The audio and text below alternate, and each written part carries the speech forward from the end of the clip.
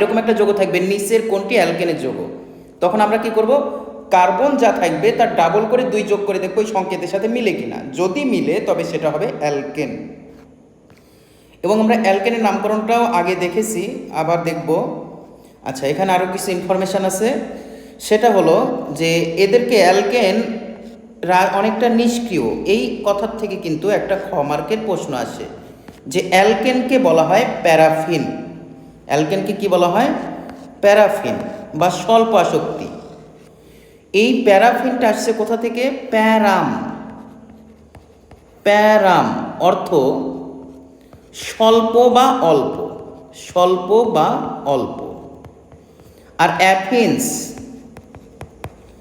অ্যাফিন্স অর্থ হলো আসক্তি। তাহলে প্যারাফিন শব্দের অর্থ কী দাঁড়ালো? স্বল্প বা অল্প আসক্তি। মানে যেসব যৌগ একটা রাসায়নিক বিক্রিয়াতে তুমি যদি নিয়ে যাও, তাহলে সেটা বিক্রিয়কের মানে বিকারকের প্রতি সে স্বল্প পরিমাণ আসক্তি হবে, তাই জন্য একে বলা হয় হলো প্যারাফিন। এরা প্যারাফিন বা কম আসক্তি হওয়ায় এরা অন্য অ্যালকিন বা অ্যালকাইনের মতো কি করে না, এরা সংযোজন বিক্রিয়া দেয় না, এরা দেয় হলো এই স্বল্প আসক্তির কারণে এরা দেয় প্রতিস্থাপন বিক্রিয়া। প্রতিস্থাপন বিক্রিয়া। তাহলে যদি প্রশ্ন আসে অ্যালকেনের যৌগসমূহ কী ধরনের বিক্রিয়া দেয়, তাহলে অ্যালকেনের যৌগসমূহ প্রতিস্থাপন বিক্রিয়া দেয়। তাহলে এখান থেকে কিন্তু একটা খ মার্কের প্রশ্ন আসতে পারে যে অ্যালকেনকে নিষ্ক্রিয় বা প্যারাফিন বলা হয় কেন। অ্যান্সারটা কিন্তু একই হবে, যে প্যারাম শব্দের অর্থ স্বল্প অল্প, আর অ্যাফিন্স অর্থ আসক্ত, অর্থাৎ প্যারাফিন শব্দের অর্থ দাঁড়ালো স্বল্প আসক্ত।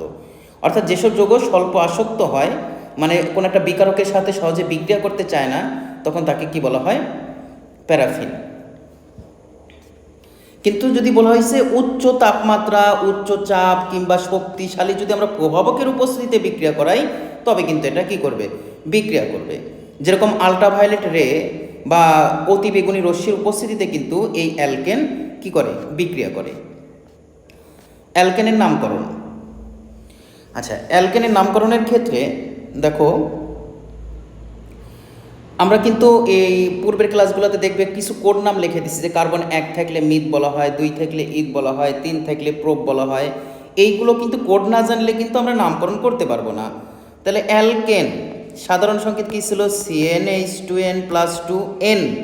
অ্যালকেন, তাহলে নামের শেষে কী বসবে? n বসবে। যেরকম আমরা যদি একটা কার্বন নিই, তাহলে যৌগটা কী হচ্ছে? বলেছি ডাবল করব কার্বনকে 2, তার সাথে আবার 2 যোগ, তাহলে CH4। এই যৌগের মধ্যে একটা কার্বন, তাহলে মিথ আর নামের শেষে n, তাহলে কি দাঁড়াচ্ছে? মিথেন। এভাবে কিন্তু আমরা ইথেন, প্রোপেন, বিউটেন, এটা কিন্তু শাখাবিহীন যৌগের নামকরণ। আমাদের কিন্তু এই অধ্যায়ে তোমাদের কিছুটা শাখাযুক্ত যৌগ পাবে, যেমন CH3, CH2, CHBr, CH3। দেখো এই যৌগটার ক্ষেত্রে দেখো এখানে মেইন শিকল, দেখো এই শিকলটা প্রধান শিকল বা মেইন শিকল, আর এই মেইন শিকল যা বাদে যা থাকে এটাকে বলা হয় শাখা শিকল। এখন এই ক্ষেত্রে কিন্তু নামকরণটা একটু চেঞ্জ হবে। চেঞ্জ বলতে কি, সবসময় নামকরণের ক্ষেত্রে আগে কিন্তু তোমাকে শাখার নামকরণ করতে হবে। শাখার নামকরণ করার পর তারপরে আমরা করব হলো কোড প্লাস n।